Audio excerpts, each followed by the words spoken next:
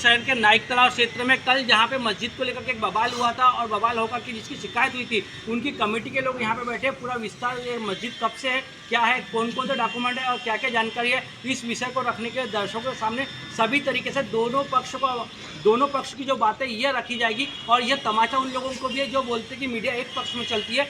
जो भी इस देश में जो भी कार्य हो रहा है वो संविधान के तरीके से हो रहा है, नियम के तरीके से हो रहा है। वो जो नियम है वो तरीका जो है वो इनको पता है क्या, या उस तरीके से लोग चल रहे हैं क्या, आगे इनका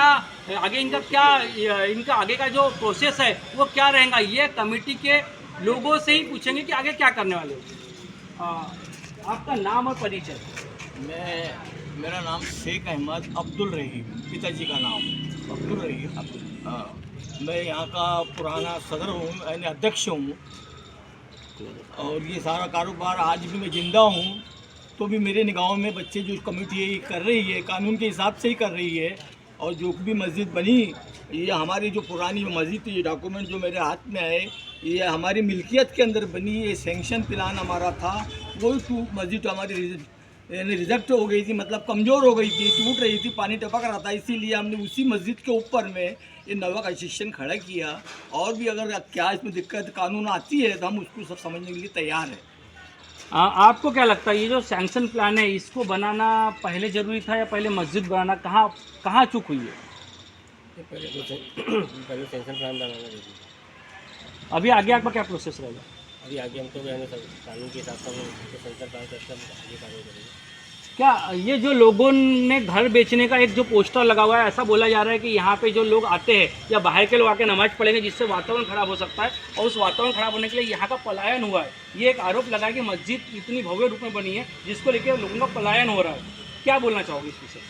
हमारी जो मस्जिद है ये बहुत पुरानी है और यहाँ काफ़ी लोग आजू बाजू रहते हैं, तो हमारे पास मस्जिद के लिए जगह बहुत कम पड़ रही थी, नमाजी नहीं हो रहे थे और हमको पार्किंग बाहर लगाना पड़ता था। इसकी वजह से फिर हम लोग ने अंदर किए। और ये जो पलायन की न्यूज़ है ये पूरी तरीके से गलत न्यूज़ है, ठीक है। लोगों ने ऐसा कुछ नहीं किया और यहाँ के लोग हमें काफ़ी कोऑपरेट करते हैं। ये 3 साल से मस्जिद का काम चल रहा था, आज तक कोई भी तकलीफ या कोई भी प्रॉब्लम आज तक नहीं हुई। और ये पलायन का जो बोर्ड है वो हम भी देख के अचरज हो गया कि हमने इतने दिनों से दिए तो हमको कभी बोर्ड ही नहीं दिखा, और अचानक वो बोर्ड नहीं दिखा। अच्छा, और हाँ तमी जी की थी उस विषय में क्या उनको निकाला गया, क्या था? तुरंत ही निकाल दिए थे। वो ऐसा मिसअंडरस्टैंडिंग थी, गलत फहमी थी, तो वो उसमें उन्होंने कंप्लेंट किए थे तो हमने उनको तुरंत ही वहाँ से निकाल दिए थे। दोबारा कभी ऐसा कोई बात हुआ नहीं उनसे। अभी भी हमारे संबंध अच्छे हैं और यहाँ के आजू बाजू वाले से हमारे को कोई तकलीफ नहीं है और न किसी को हमसे तकलीफ है। यहाँ तक कि हम जो यहाँ हमारी मस्जिद है उन्हीं लोगों के भरोसे है, क्योंकि हम लोग तो यहाँ पर मैं समझ लो 1% है, बाकी तो 99% है। और कभी भी हमारे आज तक उनके घर जैसे संबंध है, किसी से कोई तकलीफ नहीं है। रही बात पलायन की, तो यहाँ पर मैं अभी 10-20 साल से क्या हो रहा है कि यहाँ का जो माहौल है, दारू की दुकान है, अंडा चखना, उसकी वजह से क्या हो रहा है कि लोग जो पढ़ लिख के जो समझदार हो जा रहे हैं और जो लोग पैसे कमा के थोड़ा तरक्की कर रहे हैं, तो वो लोग यहाँ से मकान बेच के अपना दूसरी जगह में मकान खरीद रहे हैं। और वो यहाँ 1-2 मकान नहीं है, ये मस्का साहब पुलिस से लेके खैरी पुलिस तक के 100-150 मकान है जिन्होंने घर में बोर्ड लगाया मकान बेचने के लिए। उनका मकान इसलिए नहीं बिक रहा है कि वहाँ जो दारू की दुकान, यहाँ का जो माहौल है, लोकेलिटी जो है वो हिसाब से कहते हैं कि यहाँ वो चेंज ही नहीं हो रही है। इसकी वजह से लोग इसके लिए उसकी वैल्यू कम आ रही है जी। हाँ, यहाँ तक कि जो जैसा और लोग बोलते हैं कि यहाँ पर 8-10 हज़ार का रेट कमी। अगर हमको मुसलमान को बताना रहता कि जितने मकान बिक रहे, आज तक हम लोग कितने मकान खरीदवा देते थे। हमने यहाँ आप देखो यहाँ की हिस्ट्री, अभी तक कोई मुसलमान यहाँ मकान खरीदा नहीं, बल्कि अन्य नॉन मुस्लिम ही लोग खरीद रहे हैं। बल्कि जिन लोगों ने कंप्लेंट की उन्होंने खुद यहाँ 2-4 मकान खरीदे जी, है ना।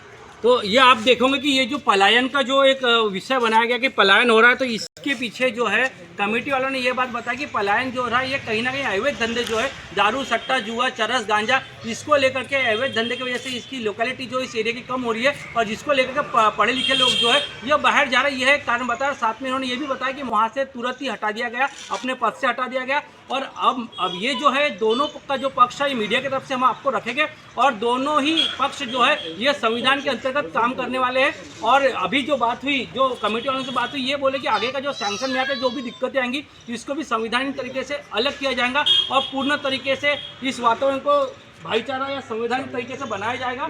और जो कानून बोलेगा कानून के हिसाब से आगे काम किया जाएगा।